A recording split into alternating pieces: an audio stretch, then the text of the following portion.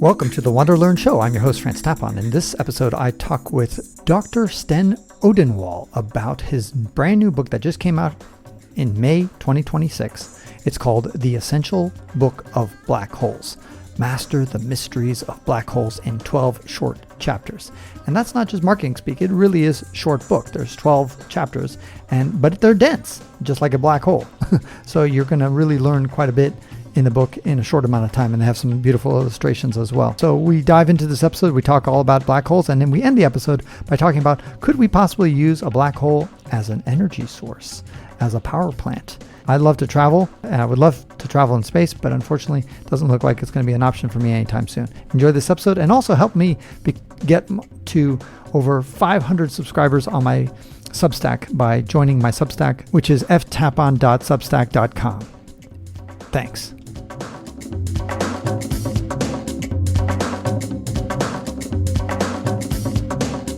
Welcome to the WanderLearn show. I'm your host, Tapon. I'm here with Dr. Sten Odenwald.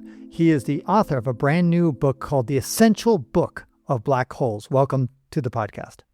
Thank you. Thank you for having me. So just to review your background, you have a PhD in astrophysics from Harvard University, and you've authored over 100 papers and articles, 20 books.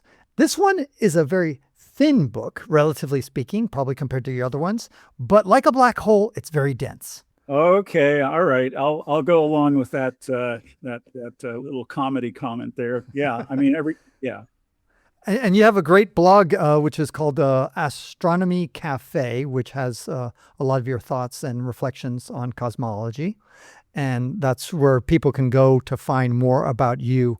And of course, your book is available on Amazon. I'll have a link down in the show notes. I got a pre-release copy, and those who are watching this on YouTube, you can see.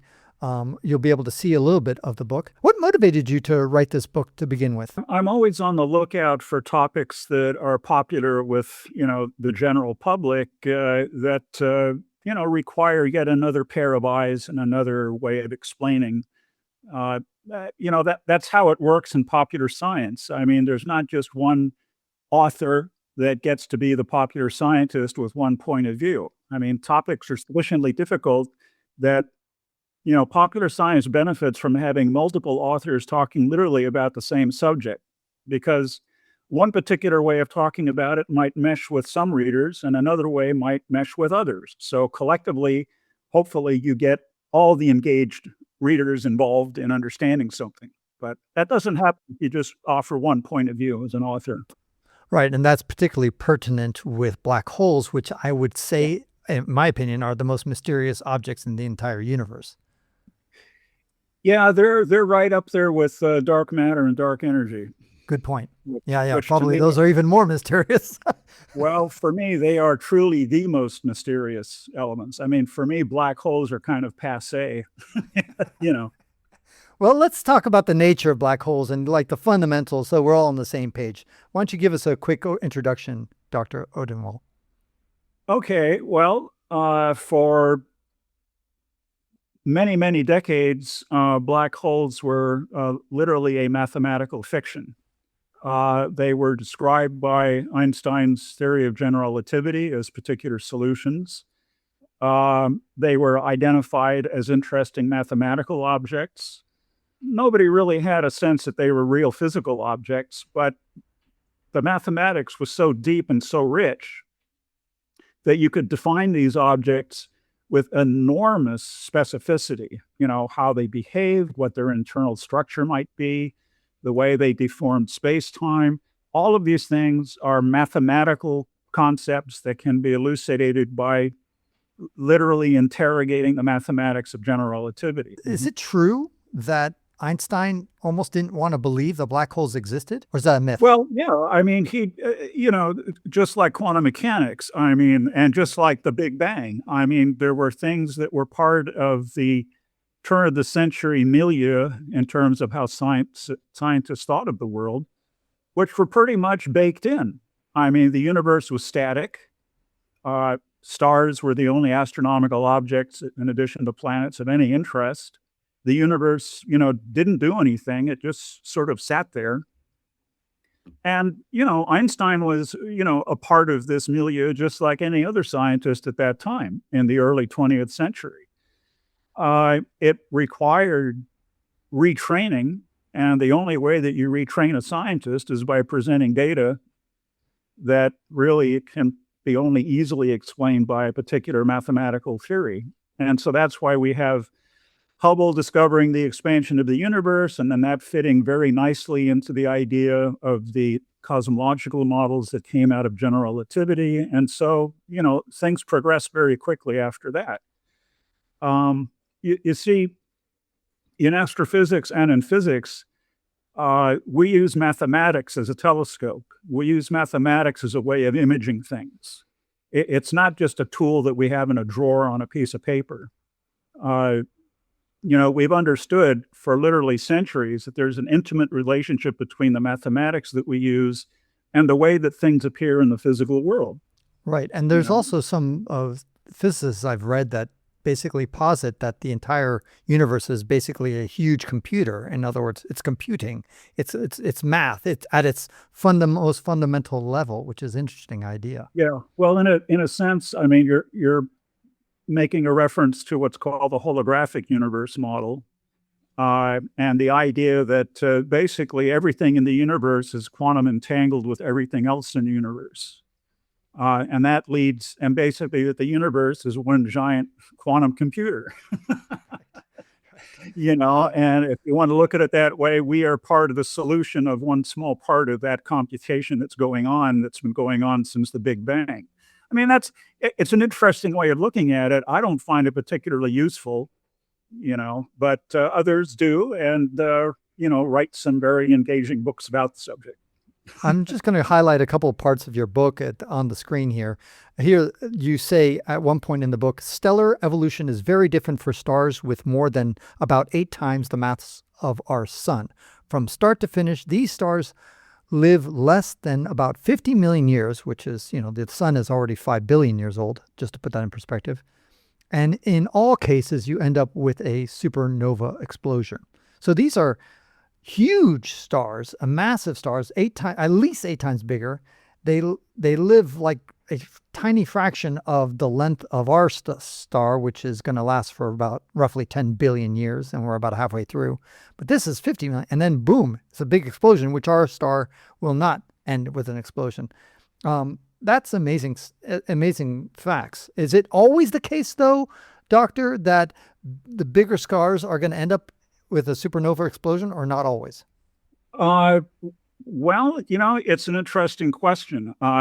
Some of the models suggest that stars that are in the range of maybe 100 times the mass of our sun, and we know dozens of these, they become hypernovae, and these hypernovae basically detonate so violently that there's literally nothing left of the star, not even a remnant that could collapse into a black hole. Hold on 1 second. But I thought that big supernovas are the matter that basically created iron and all the other materials that are made up, because we were just basically hydrogen and helium. That was it. And then supernova actually made you and me, and everything around us, the stuff of matter. And so how could it be possible that a huge supernova, a hypernova, as you called it, I never heard of that, obliterates itself completely? Isn't there some remnants of sending off matter into the universe? Oh, absolutely. I mean, the material that's left over from a hypernova is this literally 100 solar mass expanding cloud of highly processed nuclear matter that then merges into the interstellar medium, and then things eventually evolve off of that.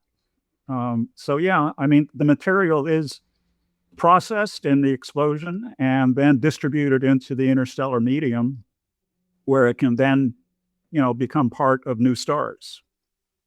The exception seems to be with the collision of neutron stars, which are not black holes. Those collisions are sufficiently violent that they seem to be the places where things like gold are produced. There doesn't seem to be a way to easily produce gold in even the most violent supernovae. But for some reason, if you collide neutron stars together, you can get the temperatures and densities needed to produce gold atoms. So it's interesting. Although none of us contain a lot of gold atoms, except maybe in our wedding rings, everything else in our bodies probably evolves from, material in a supernova. That is fascinating. Now, in another part of your book, here I'm highlighting it, you talk about white holes. And even as a kid, I heard about this. There's black holes and then there's white holes. And you say that so far we haven't seen or detected any white holes. And back when I was a little kid, they were described as, black holes suck in matter and white holes expel matter. But that was 50 years ago, or not 40 years ago, I guess. So things have probably changed. And you say by 2024, astronomers have discovered millions of black holes, but never found any object that resembles a white hole. The concept of a black hole really is a kind of an odd idea. Black holes don't really exist until some very, very long time into the future. The things that we call black holes in the theories of general relativity are properly called asymptotic solutions. What that means is that a black hole solution is what you would expect to get if you waited almost an infinite amount of time for space-time to settle down after the formation of the conditions. It's not something that happens miraculously at the instant of a supernova detonation. So all of these detailed mathematical descriptions apply to black holes and also white holes as they would exist at some very, very, very long time in the future, measured in trillions of years or hundreds of trillions of years or whatever. That's why they're called asymptotic solutions to Einstein's equations.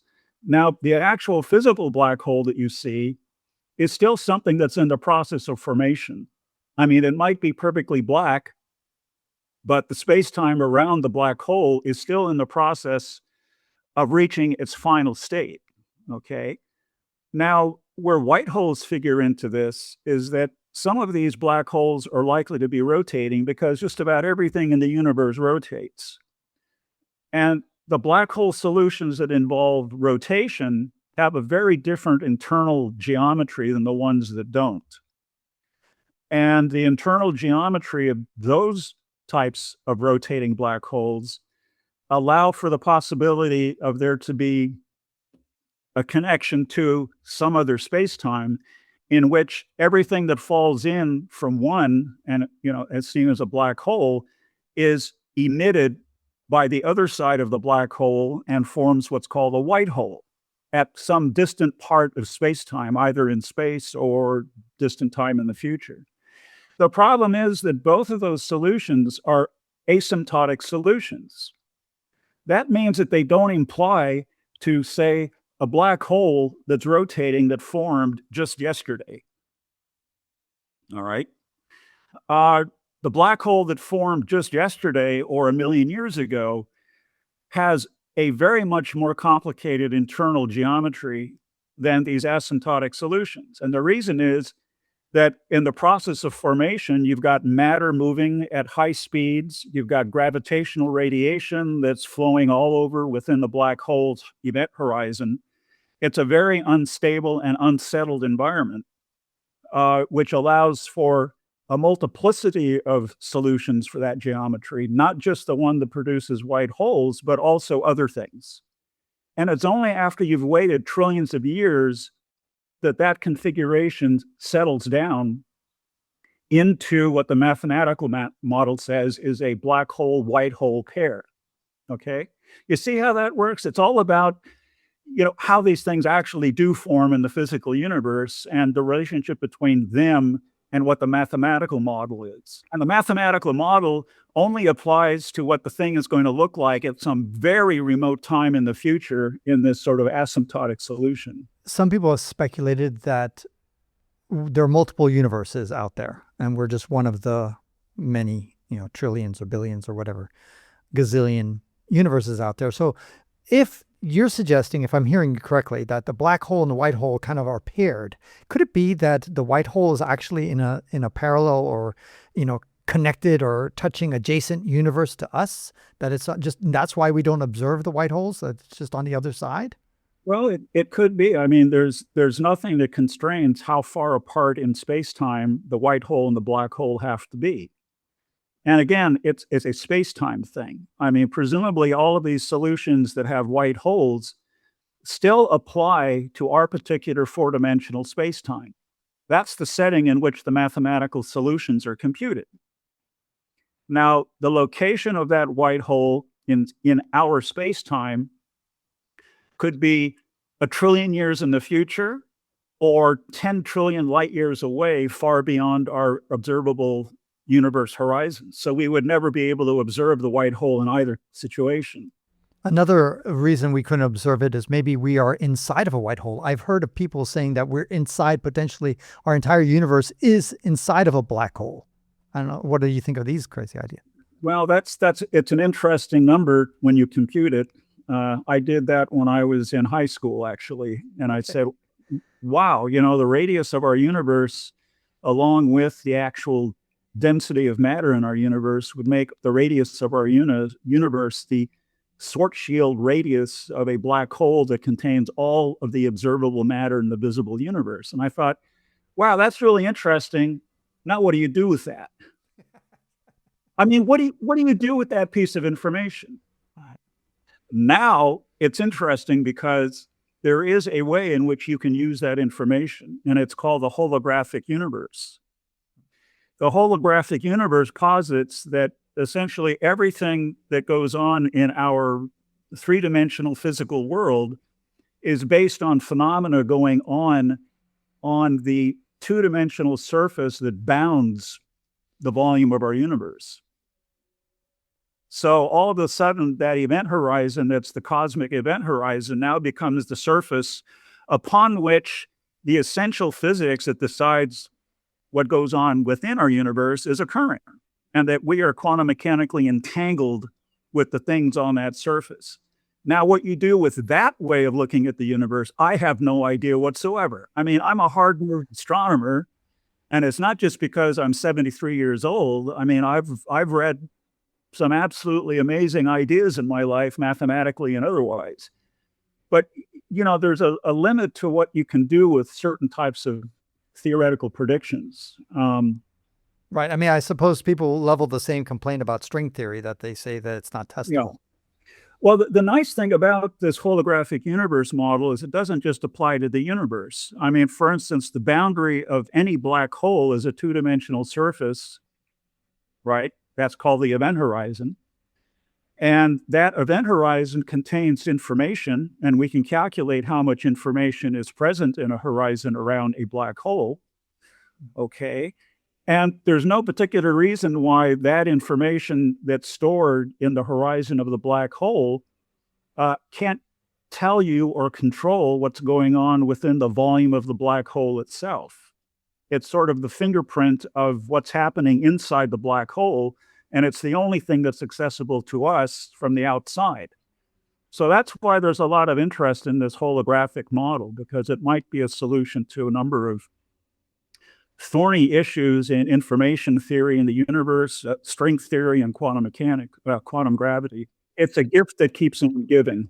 Good. I will keep an eye on that. I had not heard about it. So holographic model, it looks like something worth delving into more. Now, speaking about delving into things, I looked at one part of your book where you say that the most difficult task we have for the moment is to unlearn the idea that gravity is a force. It is not.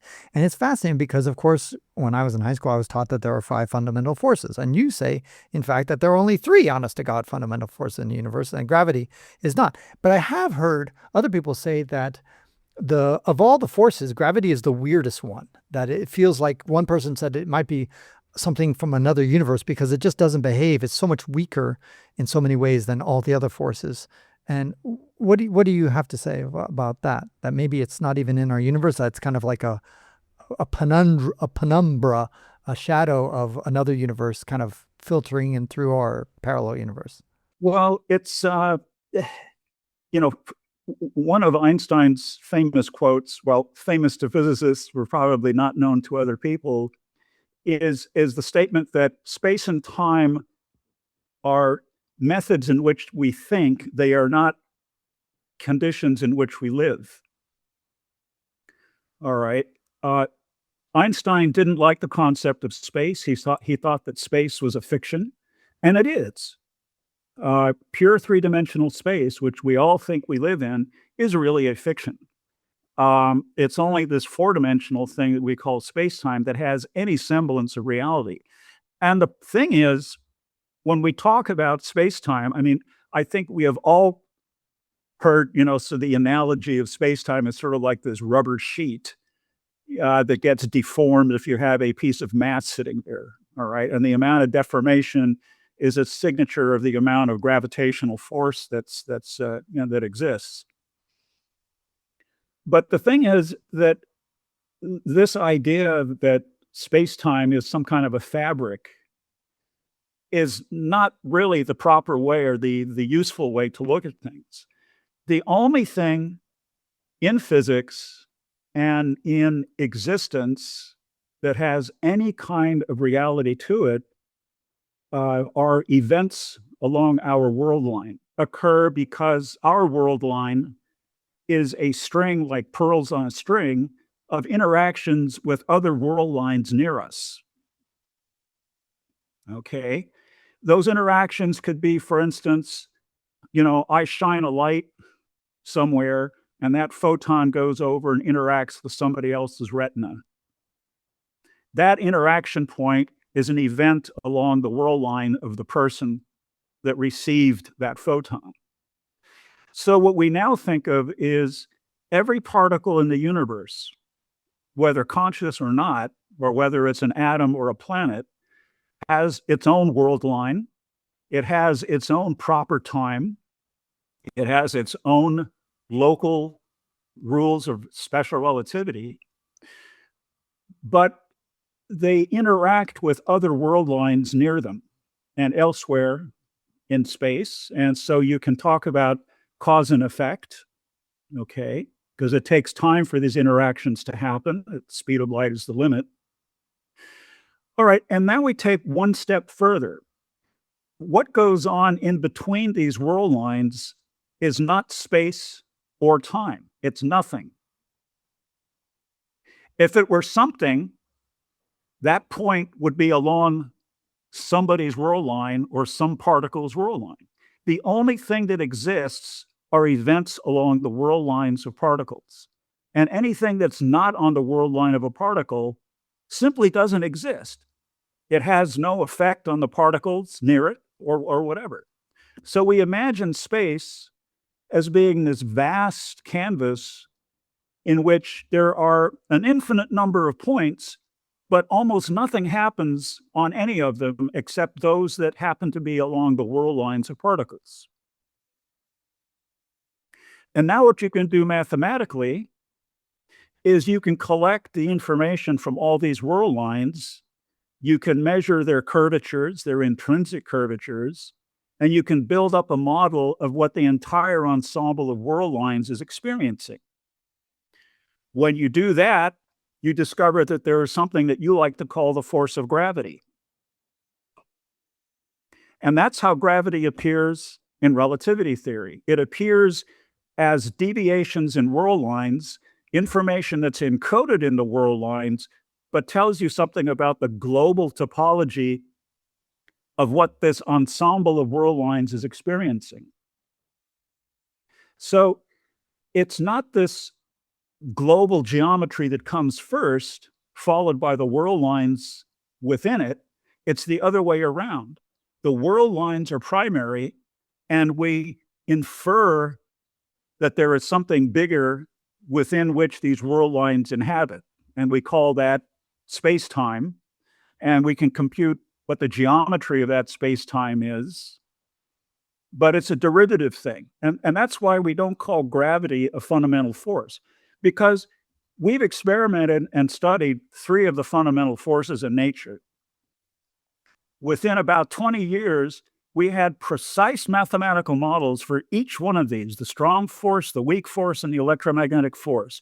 We have quantum theories about all of these that are highly precise to literally 15 decimal places. But try as we can, we have not been able to create anything like that for gravity. There seems to be nothing about the way our physical world is put together that demands that gravity be a quantum field like the other three. So that's why gravity is considered to be an odd bunny. It doesn't behave like the other three forces. It's its own thing. And even general relativity says that what we call the force of gravity is actually a myth, because it's simply the fact that world lines are curved, and we interpret that curvature as acceleration. All right. And it sounds mystical, it sounds weird, but it's the fundamental basis for general relativity, which is a highly precise theory of how the world operates without recourse to these other three forces. So anyway, that's a long-winded explanation for what I mean by that. Yeah, but I appreciate it because I had not heard the term world lines, and it's an important way to help visualize this very complicated object. And I guess since gravity is such a mystery and oddball, it's no surprising that one of gravity's, well, an object like a black hole, which is just gravity at the infinite level, should be extremely weird. But now my question to you now, since I talk about traveling a lot on my podcast, and one of my dreams, which will never be fulfilled, is of course to travel through space.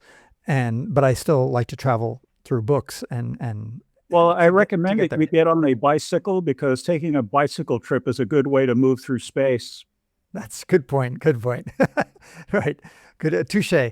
So, but what I want to end the podcast in is talking about the potential of using black holes as energy source. I've heard that it is one of the most efficient forms of energy, that you can somehow, it gives you an amazing return compared to, let's say, solar panels, which is less than 1%, is converted. Black holes, if you throw something in it, it'll spit out something at 42% of what it was thrown in at, stuff like that. I don't really fully understand it. So in the time you have left, just give an idea of, if humanity survives for the next 1,000 or 1 million years, and we were to go out to the universe and explore a galaxy, for example, and visit a black hole, could we indeed use it as a power plant of sorts? Yeah, well, I mean, for a non-rotating black hole, if you drop something in to it, you can release about 4% of its entire rest mass energy. If it's a rotating black hole, you can release about 40% of its rest mass energy, and that's much more efficient than fusion. Now, the only problem is the nearest black hole is 1,600 light years away as the crow flies. Well, crow flies with a pressure suit, the situation. So that's not practical in any way. There might be others closer by, but we've got to discover them. What we're probably interested in is if you could actually manufacture one of these things in your lab. Now, here's the problem. Black holes don't stay put. They evaporate. And they evaporate with the cube of the mass. So small black holes evaporate very quickly. Big black holes like the sun or the solar mass take trillions of years to completely evaporate. So what happens is, if you do the mathematics, which people like Stephen Hawking and others, do or have done, if you have a black hole that has a mass of 100,000 tons, all right, it'll evaporate within about 2 years. And it'll evaporate into a burst of energy, a gamma ray burst like you've never seen. But the problem is, to manufacture something like that, we don't manufacture anything that has that kind of rest mass. We manufacture things that have rest masses appropriate to elementary particles. Now, those elementary particles, if we can make them into black holes by the appropriate collision, would produce black holes that are trillions of times smaller than the size of a nucleus of an atom. And those evaporate at a time that's 10 to the minus 20 seconds, 10 to minus 30 seconds. So as soon as you form it, it evaporates. You can never use it for anything because the formation process, produces so much stuff around it that the thing evaporates before you can isolate it and actually try to use it as a garbage dump. A black hole with a mass of 10 to the minus 5 grams has an event horizon that's 10 to the minus 33 centimeters across and evaporates within 10 to the minus 46 seconds. And the evaporation, the mass and the size scale linearly with the mass, but the evaporation time scales as the cube of the mass. So, a 10 times larger black hole takes 1,000 times longer to evaporate, kind of a thing. So practically there's no way of building these things. There's no way of compressing matter into a volume small enough for it to become a black hole. And in fact, this turns out to be one of the biggest problems with verifying something like quantum gravity. Quantum gravity theory, operates at scales of 10 to the minus 33 seconds, 10 to the 19 GeV, 10 to the minus 46 seconds, 10 to the minus 33 centimeters. And all of these numbers are consistent with each other. So if you try to observe something at the scale of 10 to the minus 33 centimeters using particle beams at 10 to the 19 GeV, the collision energy instantly produces a black hole which evaporates in 10 to the minus 46 seconds. So you can never learn anything about the structure of gravity or space-time at these scales. Because as soon as you form something that you can measure at that scale, the information evaporates in a burst of random information. You need to get a big black hole in order to get some sort of utility for any kind of timeline that humans value. Right. And that's one of the challenges, because by the process of normal stellar evolution, you can't manufacture black holes that are much less than about the mass of the sun. We have been in search, through these gravity wave detectors and things like that, for signs of gravity wave bursts that basically address the issue of the formation and collision of small black holes. But the smallest black holes we are currently able to detect and see evidence of are about in the neighborhood of the mass of the sun. And those come from the natural stellar evolution that leads to supernovae of stars that are 8 times the mass of our sun and leave behind these things. If we could find astronomical black holes that are 1/10 of the mass of the sun, that would be absolutely a catastrophic discovery in stellar evolution, because there is no way of producing those by normal stellar evolution. To do that, you have to reach back all the way to the Big Bang, where people hypothesize that there could be the formation of black holes, that are substellar, all the way down to a kilogram or a microgram or whatever you want. But that's like, to me, that's kind of a cheat, because now you're putting the creation of these things back at an epoch that we have no direct evidence of and no direct way of confirming one way or another that any of these things happened that produced them. So, it's, what do you do? I don't know. Well, fascinating stuff, Dr. Odenwald. I really appreciate you taking the time to describe your excellent book. At least give us a little tease of what it is. I guess I will not be recharging my phone using a black hole anytime soon.